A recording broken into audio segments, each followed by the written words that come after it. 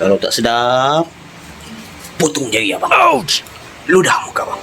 Chili stew salah setting. Nak buat rasa dia standard F&B ni susah tau. Ada barang aku dah buang tau. Ni semua aku nak buang. Bawa jalan sikit kan. Jalan sikit aku rasa tengok dia tak kena. So bila tak kena, so kita kena buat lain kan. Aduh, rugi guys. So ni lah cerita dia. Rugi pun rugi lah, nak buat macam mana kan. Habis tu takkan aku nak proceed je, nanti kena customer complain. Tak boleh lah kan. Aku perfectionist, tak nak rating aku jatuh.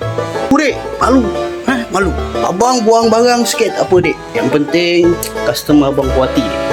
Ni chili stew abang buat baru dek. Dah ada baru. Kalau tak sedap, potong jari abang. Bagi abang tempoh seminggu.